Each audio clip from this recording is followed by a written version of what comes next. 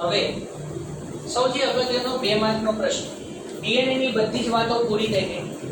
Page number 2 અને 3 ઉપર જે બધી જ વાતો છે એ તમને લાઈવ લેક્ચરમાં પણ સમજાયું હતું કે 5174 લેમ્ડા બેક્ટેરિયોફેજ, ઈ કોલાઈ બેક્ટેરિયા અને માનવમાં એકકીય કોષમાં કેટલા ન્યુક્લિયોટાઇડ હોય એ તમારે ખાસ ધ્યાન રાખવાનું છે. અને પોલીન્યુક્લિયોટાઇડની જે રચના આખી છે એ મેં તમને અત્યાર સુધી સમજાવી. હવે આગળ વધીએ. ડીએનએ નું મોડેલ આપણે દોરીને સમજ્યા હતા, બરોબર? અને 5' છેડો 3' છેડો કઈ રીતે આવે આઈ હોપ હવે તમને ખ્યાલ આવી ગયો, બરોબર? નેક્સ્ટ 2 માર્કનો પ્રશ્ન. કેન્દ્રસ્થ પ્રણાલી સમજાવો અથવા સેન્ટ્રલ ડોગમા સમજાવો. સેન્ટ્રલ ડોગમા અથવા કેન્દ્રસ્થ પ્રણાલી.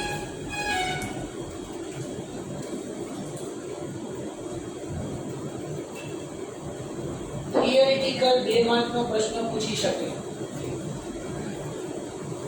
આખા ચેપ્ટરની હાઇલાઇટ તમને આપી, બરોબર? આખું ચેપ્ટર આ સેન્ટ્રલ ડોગમામાં આવી. ફ્રાન્સિસ ક્રિક નામના વૈજ્ઞાનિક, એક એમસીક્યુ છે એમાં શબ્દ, ફ્રાન્સિસ ક્રિક નામના વૈજ્ઞાનિકે સેન્ટ્રલ ડોગમાની શોધ કરી, કેન્દ્રસ્થ પ્રણાલી, બરોબર? તો એની અંદર શું રચના આવશે સમજો.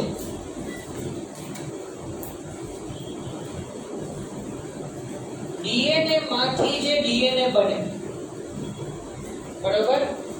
ડીએનએ માંથી જે ડીએનએ બને એને કહેવાય સ્વયંજનન અથવા રેપ્લિકેશન.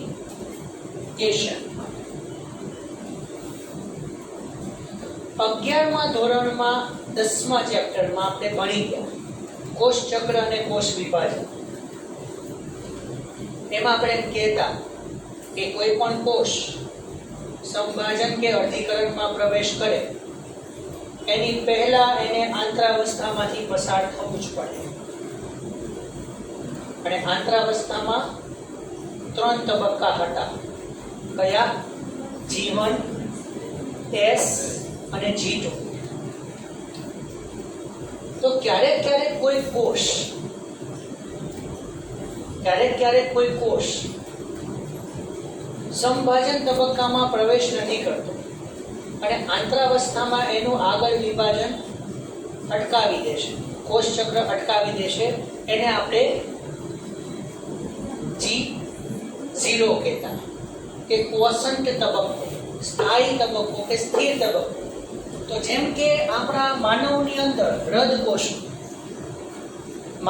અંદર હૃદયના કોષો જે કાયમ માટે G0 તબક્કામાં રહેશે, એવી જ રીતે ચેતાકોષો પણ G0 તબક્કામાં રહેશે. એટલા માટે થઈને આપણને હૃદયના કોઈ પણ રોગો થાય. તમે હૃદયના ઘણા બધા રોગો પણ ભણી ચૂક્યા હશો. અને ચેતાતંત્રનો કોઈ પણ રોગ તમે વિચારો પણ એ મટતો નથી. કારણ કે કહેવાય છે શું, આપણા શરીરની અંદર જે ઓલી 4 પેશીઓ છે એને આપણે 7મા ચેપ્ટર સાથે કનેક્ટ કરીએ તો આપણા શરીરની અંદર મૂળભૂત 4 પેશીઓ કઈ કઈ? અધિચ્છદીય પેશી, સંયોજક પેશી, સ્નાયુ પેશી અને ચેતા પેશી. તો આ 4 પેશીમાંથી જે ચેતા પેશી એક જ એવી છે કે જે પુનઃસર્જન ક્ષમતા નહીવત ધરાવે છે. હા, ચેતાકોષ એક વખત બની ગયા પછી વૃદ્ધિ વિકાસ કરશે પણ એનું રિપેરિંગ કે પુનઃસર્જન નથી થતું. એટલા માટે તમે કોઈ પણ ચેતાકોષનું ઉદાહરણ વિચારી લો, તે મટતું નથી. એનું કારણ બરોબર? તો ડીએનએ નું સ્વયંજનન આપણે સમજશું. તમે બહુ જ ઈઝી રીતે સ્વીકારી લીધું હતું કે આંતરાવસ્થાના S તબક્કામાં ડીએનએ નું સ્વયંજનન થાય છે. અને તમને એ સ્વીકારાવડાવી લીધું હતું કે ડીએનએ નું પ્રમાણ બમણું થાય છે, જેટલું હતું એના કરતા બમણું. પણ શું મેઇન મુદ્દો? રંગસૂત્રની સંખ્યામાં કોઈ ફેરફાર થતો નથી. આ ખ્યાલ છે ને? ડીએનએ નું પ્રમાણ બમણું થાય પણ રંગસૂત્રની સંખ્યામાં કોઈ ફેરફાર ન થાય. હા, પછી છેલ્લે જે ઓલી અંત્યાવસ્થા છે, ભાજનાવસ્થા, ભાજનોત્તરાવસ્થા ને પછી અંત્યાવસ્થા, એ ટાઈમે જે રંગસૂત્રો છૂટા પડે છે, રંગસૂત્રો જે છૂટા પડે છે ત્યારે પોતે પોતાનું જે જનીન દ્રવ્ય છે એ લઈ જાય છે. તો બહુ ડીપ લેવલની વસ્તુ છે ડીએનએ નું સ્વયંજનન.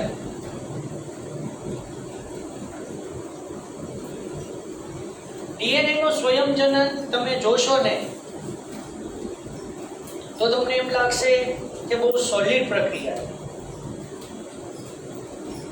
અને ડીએનએ નું સ્વયંજનન કરવા માટે જે રો મટીરિયલ છે, એટલે કે એના મૂળભૂત તત્વો, એક ડીએનએ માંથી મારે 2 ડીએનએ જો બનાવવા હોય ને તો મારે ન્યુક્લિયોટાઇડ જોશે. અને એ આપણને ક્યાંથી મળશે? પોષણમાંથી. એટલે તમે માનવમાં પાચન તંત્રની અંદર પોષણમાં તમે ભણી ગયા, પાચન અને અભિશોષણમાં, કે આપણે પણ પ્રાણીઓ વનસ્પતિઓનું ડીએનએ આરએનએ ખાઈએ છીએ. ત્યારે આપણે ડીએનએ આરએનએ ને ન્યુક્લિયસની મદદથી પાચન કર્યું, એમ નામ નથી કર્યું. 10મા ધોરણ સુધી તમને ન્યુક્લિક એસિડનું પાચન થાય છે એવું કોઈ જ ભણાવવામાં નહીં આવ્યું હોય. આપણા સ્વાદુરસની અંદર અને આંત્રરસની અંદર ન્યુક્લિયસ ઉત્સેચક છે, એ ન્યુક્લિક એસિડનું પાચન કરે છે અને એની મદદથી જે ન્યુક્લિયોટાઇડના જે ટુકડાઓ છે એની મદદથી આપણે ડીએનએ નો અણુ બનાવીએ છીએ શરીરમાં. સ્વયંજનન શબ્દ ઉપર ભાર રાખો તો ખ્યાલ આવશે, પોતે પોતાનું નિર્માણ જાતે કરે છે.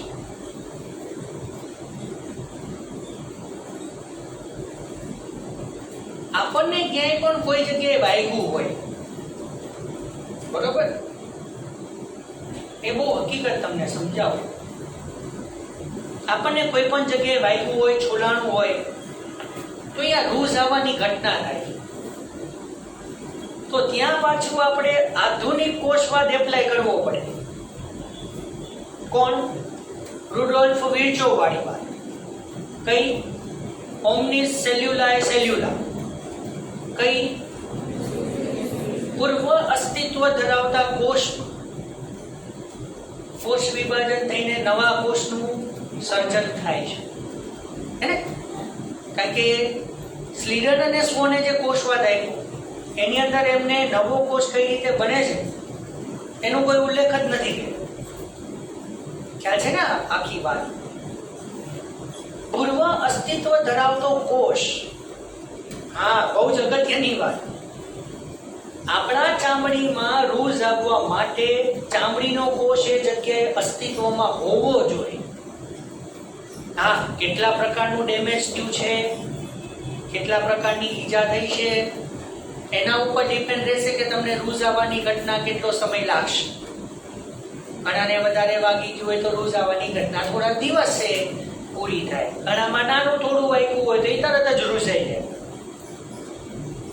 અને એ તમે પ્રેક્ટિકલી અનુભવ કરેલો છે કે તમને કોઈ પણ જગ્યાએ વાગ્યું હોય તો રૂઝ આવવાની પ્રક્રિયામાં છેલ્લે એક બ્રાઉન કલરનું, ડાર્ક બ્રાઉન કલરનું એક પોપડું બની જાય છે અને એ ખરી જાય છે. પછી ઓરિજિનલી એ ભાગ દેખાય છે. પછી આપણને એવું ફીલ ન થાય કે અહીંયા આપણને વાગેલું હતું.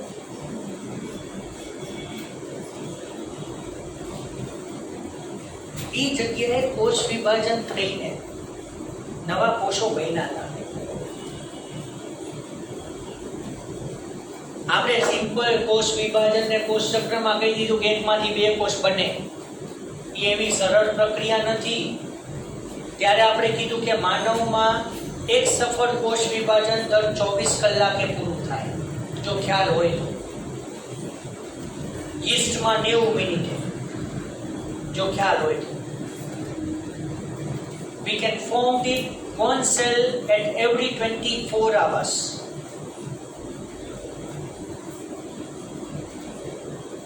પણ એ કોષ ચક્ર અને કોષ વિભાજનમાં એક મસ્ત પ્રશ્ન મેં જનરલી જો હું ચેપ્ટર લેતો હોય ત્યારે એ પ્રશ્ન મૂકું છું.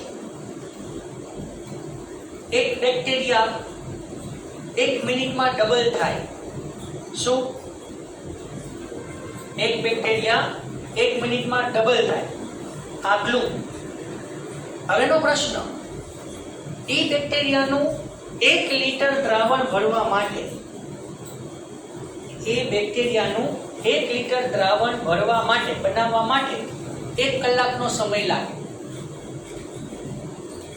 તો 500 ml દ્રાવણ બનાવવા માટે કેટલો સમય લાગે?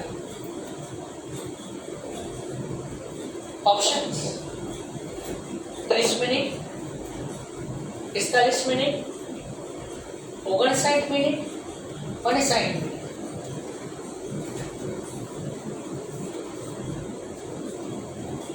શું આન્સર આવે? 59, 30 કઈ રીતે?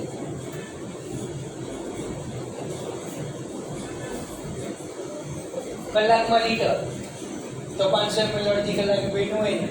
Absolutely wrong.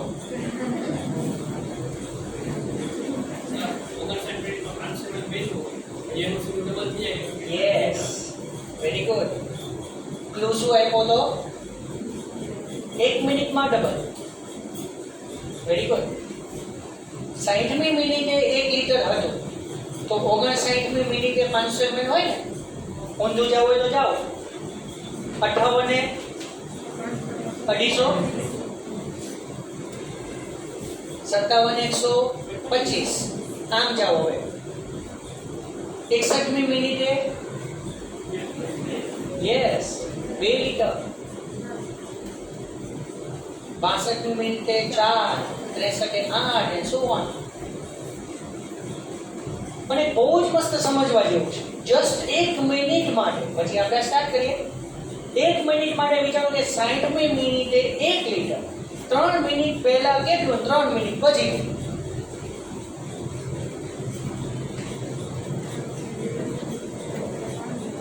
સત્તાવને 125 ml હતું અને 63મી મિનિટે 8 લિટર થયું. વિચારો.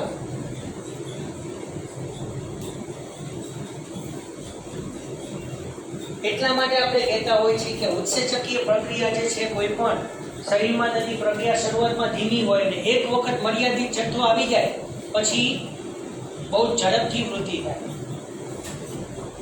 એટલે આપણે સ્ટાર્ટિંગમાં શું સાચવવાનું રહે? કોઈ પણ રૂઝાવાની પ્રક્રિયામાં સ્ટાર્ટિંગનો ભાગ જ સાચવવાનો રહે. થોડી જે બેઝિક રૂઝ આવી ગઈ પછી રૂઝાવાની પ્રક્રિયા બહુ ઝડપથી થાય. એટલે કે શરૂઆતની પ્રક્રિયા ખૂબ જ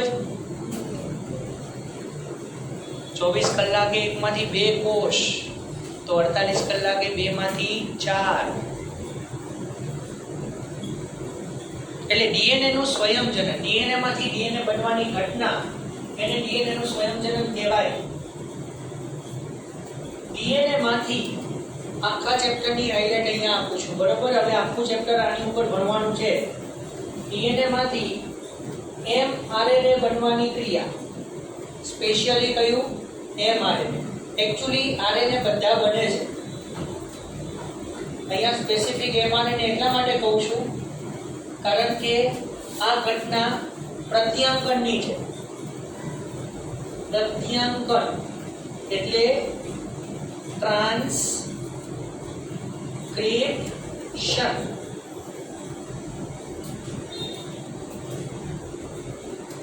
ડીએનએ માંથી આરએનએ બનવાની ઘટના. અને આરએનએ તમને ખબર છે 3 પ્રકાર. કયા કયા?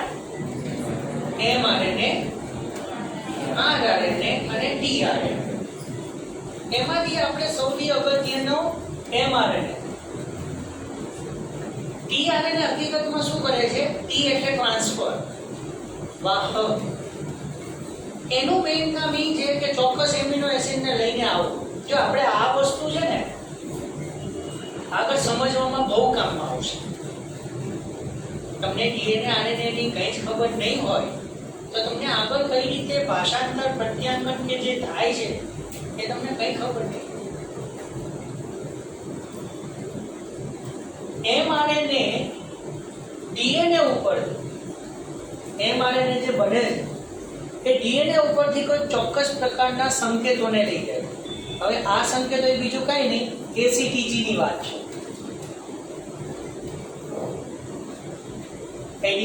એડિનિન, સાઇટોસિન, થાઇમિન અને ગ્વાનિન એ પ્રકારના સંકેતોને લઈને જાય છે અને એ સંકેતોના આધારે એ પ્રોટીન બનાવવાની ઘટના કરે.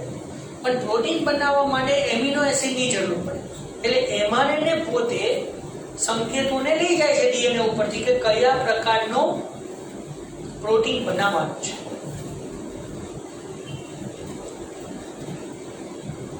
તમને જૈવિક અણુઓમાં એવું કીધેલું હશે કે પૃથ્વી ઉપર જોવા મળતા દરેક સજીવોની અંદર વિવિધતા પ્રોટીનના કારણે છે.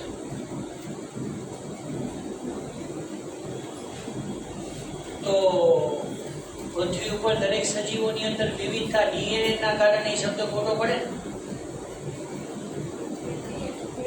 સર હા, થયું ને ક્લિયર? દરેક સજીવોની અંદર જુદા જુદા પ્રકારના પ્રોટીન છે, એના કારણે સજીવોમાં જુદાપણું છે. પણ પ્રોટીન બન્યું ક્યાંથી? એમઆરએનએ ઉપર. હમણાં લખું છું એમઆરએનએ માંથી પ્રોટીન બને, તમને ત્યાં વધારે સમજાય. પ્રોટીન બન્યું ક્યાંથી? એમઆરએનએ. એમઆરએનએ બન્યું ક્યાંથી? ડીએનએ. એના ઉપરથી જવાબ આવે કે દરેક સજીવમાં ડીએનએ જુદું જુદું છે, એના કારણે પ્રોટીન જુદું જુદું બનાવે છે અને એના કારણે સજીવ પોતે જુદો છે. તો ટીઆરએનએ શું કરે છે? એમિનો એસિડને લઈને આવે છે અને ચોક્કસ ક્રમમાં એને ગોઠવે. યસ, બધું જ ચોક્કસ છે. શબ્દ પકડજો. ડીએનએ ઉપરના ચોક્કસ ક્રમના કારણે ચોક્કસ પ્રકારનો એમિનો એસિડ ચોક્કસ ક્રમમાં પ્રોટીન ઉપર ગોઠવાય છે, ચોક્કસ સંખ્યામાં. ત્યારે ચોક્કસ પ્રોટીનનું નિર્માણ થાય છે, ત્યારે આપણે સ્વસ્થ છીએ.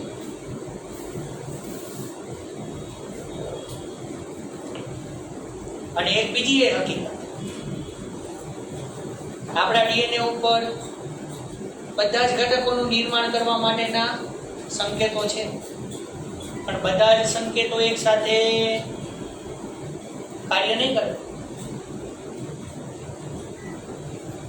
એક સાથે કાર્ય નહીં કરે. એને જનીનો દ્વારા અભિવ્યક્ત થતા લક્ષણોનું નિયંત્રણ કહેવાય.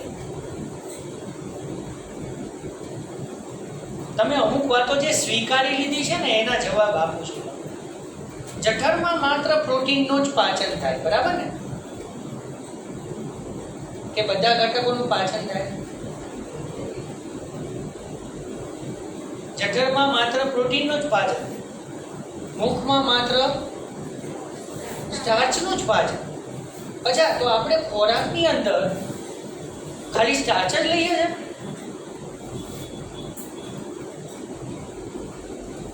લિપિડ લઈએ છે અને પ્રોટીન લઈએ. જેમ કે રોટલી, શાક, દાળ. રોટલી સાથે થોડું શાક લઈ દાળમાં બોળી અને ખાય, બરોબર? રોટલી માંડોસ, શર્કરા, શાક જે બનાવી એમાં પ્રોટીન, તંતુઓ, કાર્બોદિત બધું. શાક બનાવ્યું છે એટલે તેલમાં તો વઘાર કર્યો જ, કે ઘીમાં બનાવ્યું બનાવે, ઘીમાંય બનાવે, હલો બોલે. પણ તેલ બનાવ્યું, તેલમાં વઘાર કરીને બનાવ્યું સરસ મજાનું, એટલે લીપાય. દાળ તુવેરની બને કે બીજી બને, મગની દાળ હોય તો ઓલા પ્રોટીન્સ ખાધું. પણ મુખમાં કેમ ખાલી સ્ટાર્ચનું જ પાચન થયું? તો જવાબ એ છે સ્ટાર્ચના પાચન કરવા માટેનો જે જનીન છે એ જ ત્યાં જગ્યાએ સક્રિય છે. લિપિડ અને પ્રોટીનના પાચન કરવા માટેનો જનીન છે પણ નિષ્ક્રિય કરી દીધેલો છે. દરેક જનીનો એક સાથે સક્રિય થઈને બધા જ પ્રોટીનનું નિર્માણ નથી કરતા, કહેવાનો મતલબ અને દરેક સમયે દરેક પ્રોટીનની દરેક જનીનોની આપણને જરૂર નથી પડતી, સમયે સમયે જરૂર પડે. બરોબર? તો ડીએનએ માંથી એમઆરએનએ બનવાની ઘટના એને કહેવાય પ્રત્યાંકન અથવા ટ્રાન્સક્રિપ્શન, અને એમઆરએનએ માંથી પ્રોટીન બનવાની ક્રિયા એને કહેવાય ટ્રાન્સલેશન. ઇંગ્લિશમાં ભાષાંતર, ગુજરાતી. મેઇન મુદ્દો વાત કરીએ તો ડીએનએ નું સ્વયંજનન અથવા રેપ્લિકેશન અને ટ્રાન્સક્રિપ્શન આ બંને વાત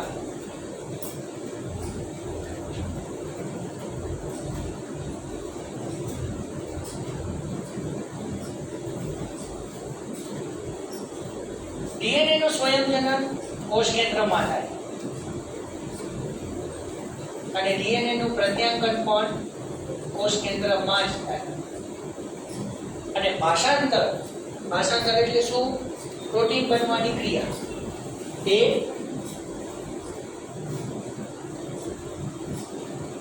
કોષ રસમાં થાય. રિબોસોમ.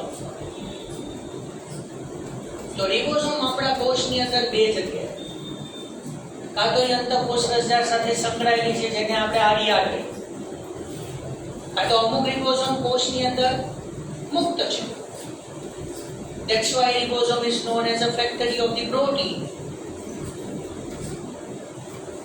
પ્રોટીનની ફેક્ટરી, પ્રોટીન બનાવવાનું કારખાનું એટલે રિબોસોમ.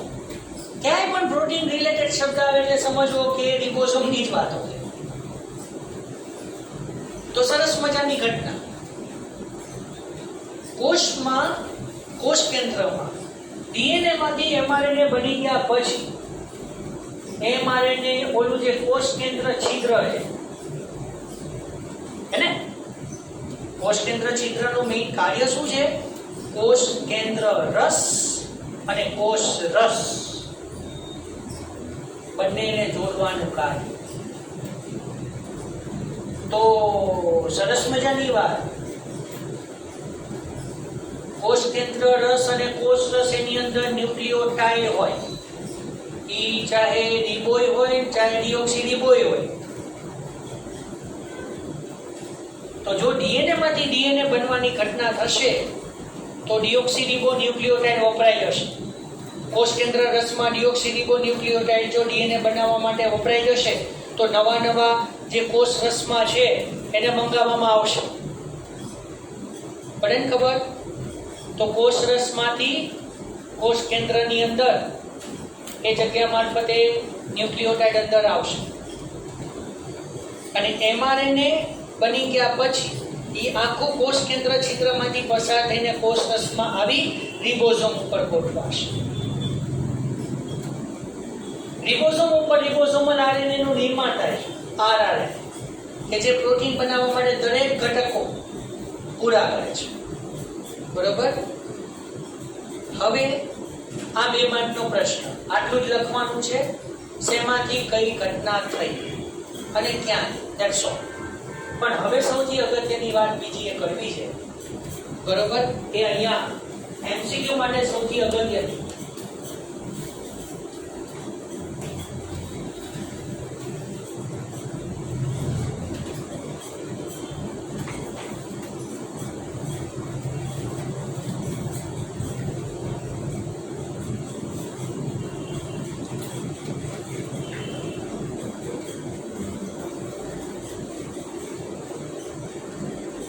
વાયરસમાં જનીન દ્રવ્ય આરએનએ હોય છે.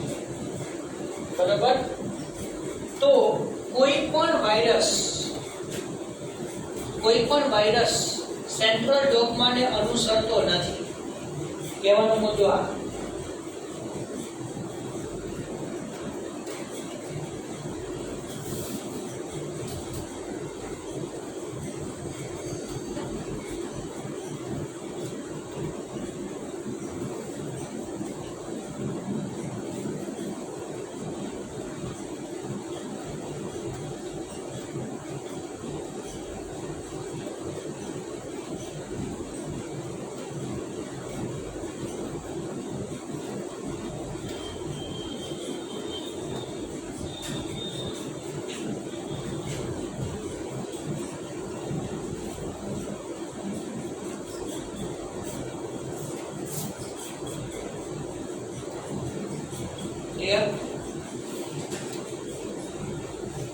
કોઈ પણ વાયરસ, ઉદાહરણ આપ્યું, તમાકુના છોડમાં થતો કીડી નામનો રોગ, એના માટે જવાબદાર ટોબેકો મોઝેક વાયરસ.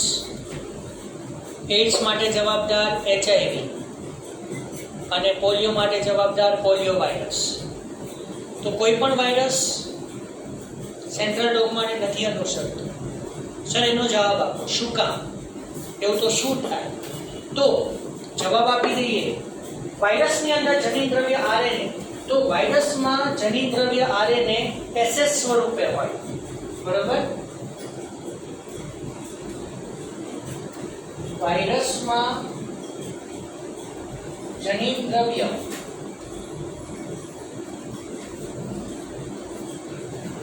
SSRNA એટલે કે સિંગલ સ્ટ્રેન્ડેડ, એક શૃંખલામાં.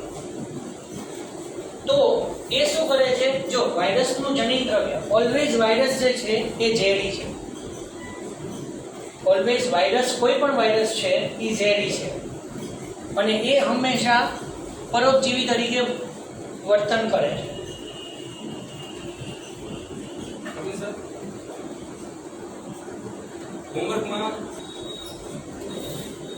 તો વાયરસમાં જનીન દ્રવ્ય SSRNA છે, તો એ આપણા શરીરમાં ચાલશે ને. આ તમારે HIV માટે યાદ રાખવાનું છે, એડ્સ માટે. 12મા ધોરણની અંદર આપણે 8મા ચેપ્ટરમાં એડ્સ ભણવાના છે. હા, એડ્સ માટે તમારી પાસે ખાલી બેઝિક જ ખ્યાલ હશે કે એડ્સ જાતીય સંક્રમિત રોગ છે, ઘાતક છે, ચેપી છે, અસાધ્ય છે, કે જેની કોઈ રસી કે કોઈ દવા અવેલેબલ નથી. શું કામ? કારણ કે એડ્સની અંદર મેઇન એનો ટાર્ગેટ છે આપણી રોગ પ્રતિકારક શક્તિ. HIV આપણી રોગ પ્રતિકારક શક્તિને આપણા વિરુદ્ધ બનાવી નાખે છે. તો HIV આપણા શરીરમાં દાખલ થયા પછી શું કરે એની એક તમને વાત કરું છું. તો કોઈ પણ વાયરસની અંદર જનીન દ્રવ્ય SSRNA હોય અને એ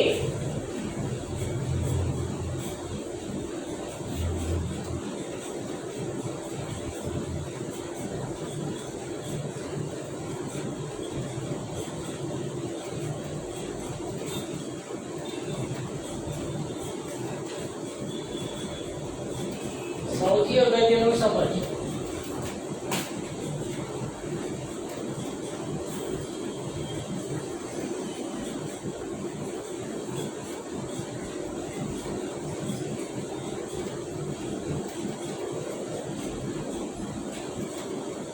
વાયરલ SSDNA બનાવે, પણ મેં લખ્યું શું? ઉલટું પ્રત્યાયન. ખ્યાલ આવ્યો ભાઈ? જો DNA માંથી RNA બનવાની ઘટનાને આપણે પ્રત્યાયન કે ટ્રાન્સક્રિપ્શન કહી શકીએ, તો RNA માંથી DNA પાછું બનવાની ઘટનાને રિવર્સ ટ્રાન્સક્રિપ્શન કે ઉલટું પ્રત્યાયન કેવું બને? એટલે વાયરસ આપણા શરીરમાં દાખલ થયા પછી સૌથી અગત્યનો મુદ્દો છે, વાયરસ આપણા શરીરની અંદર દાખલ થયા પછી એનું જનીન દ્રવ્ય આપણા શરીરમાં નહીં ચાલે, એટલે એને કેવું જનીન દ્રવ્ય બનાવવું પડશે? DNA સ્વરૂપ. તો એ શું કરશે? એના SSRNA માંથી વાયરસ વાયરલ શબ્દ વાપરો, SSDNA એમ નામ ન લખાય, લખવું પડે વાયરલ SSDNA એટલે કોનું? વાયરસનું પોતા. તો હવે લોજિક વિચારવાનું કે આ જે વાયરલ SSDNA બન્યું એ વાયરસનું જ હોય અને આ વાયરલ SSDNA માંથી વાયરલ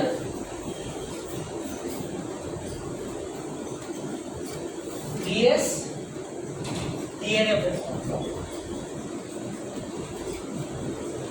તો એક DNA ની શૃંખલા કોઈ પણ બની ગઈ RNA ઉપરથી. હવે માત્ર ભેદ કેટલો ખબર છે તમને? ખ્યાલ છે કે DNA અને RNA માં મેઇન તફાવત ક્યાં છે? ઓલો થાઇમિન ને એડેનિન નો.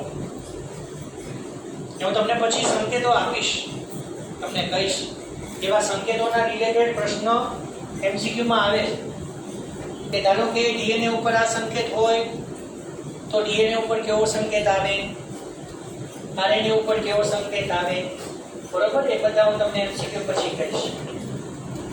પણ અહીંયા જે વાયરસનું SSDNA SSRNA માંથી બન્યું એટલે આની પૂરક શૃંખલા બની શકે સ્વયંમો જાતે. અને હવે જે આ dsDNA બન્યું એ dsDNA કોનું છે? વાયરસ એટલે ઝેરી હશે. તો હવે આ વાયરલ dsDNA આપણા શરીરની અંદર હવે પ્રત્યાંકન કરશે,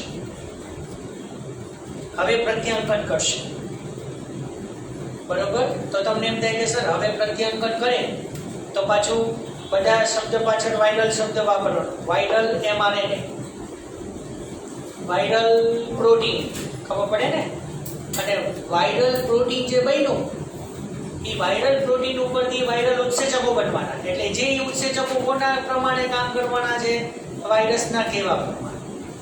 એટલે HIV એ શું કરવાનું છે આપણા શરીરમાં? રોગ પ્રતિકારક શક્તિને આપણી વિરુદ્ધ કરવાની છે. રોગ પ્રતિકારક શક્તિ આપણા શરીરના કોષો માટેના સૈનિકો છે. એમ સમજો કે એક રાજાને ઘણા બધા સૈનિકો રક્ષણ આપી રહ્યા છે, ત્યારે રાજા સુરક્ષિત છે. પણ HIV જેવો વાયરસ આપણા શરીરમાં આવી જાય અને સૈનિકોને એવી રીતે પ્રોત્સાહિત કરે કે રાજાને જ મારી નાખે.